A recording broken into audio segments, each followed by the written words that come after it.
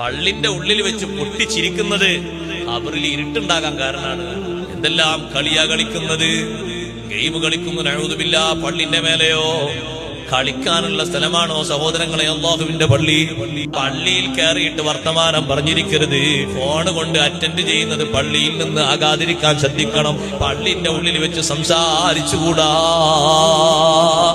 സംസാരിക്കാനുള്ള സ്ഥലമാണോ അല്ലാഹുവിന്റെ പള്ളി? കച്ചവടം ചെയ്യാൻ പോലും നിന്റെ മേലെ പറ്റുമോ? ലേലം വിളിക്കാൻ പറ്റുമോ? എത്ര ബഹുമാനത്തോടെ കാണേണ്ട സംഗതിയാണ്. അതുകൊണ്ട് ഗൗരവത്തോടെ ശ്രദ്ധിക്കണേ. കുറഞ്ഞ അമലുകള് ആറ്റിക്കുറിച്ചു നോക്കിയാൽ കിട്ടുന്നത് പള്ളിയിലെ സംസാരം കൊണ്ട് തൂത്തെറിയണ്ട.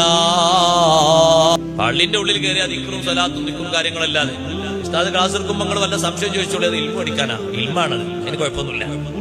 സംശയങ്ങൾ ചോദിച്ചു പഠിക്കാം. മുതാലിമീങ്ങൾ സംശയം ചോദിച്ചു പഠിക്കും, അവർ ഓതിപ്പൊടിക്കും. അത് ഇൽമ പഠിക്കാം. ഭൗതിക സംസാരം പള്ളിയിൽ പാടില്ല. നമ്മൾ ചെയ്യുന്ന അമലുകളൊക്കെ നിഷ്ഫലമായി പോകാൻ ഒരു ചെറിയ സംസാരം മതി പള്ളിന്റെ ഉള്ളിൽ. എത്ര ഗൗരവമെന്നറിയാം പള്ളിന്റെ ഉള്ളിലെ വിഷയം. സുയൂത്തി ഇമാം റളിയല്ലാഹു അൻഹു പറയുന്നുണ്ട്, അല്ലാഹു ഫിൽ മസ്ജിദി ഉൽമത്തുൻ ഫിൽ ഖബർ. പള്ളിന്റെ ഉള്ളിൽ വെച്ച് പൊട്ടിച്ചിരിക്കുന്നത് ഖബറിലെ ഇരുട്ടാണ്. കേൾക്കുന്നുണ്ടോ?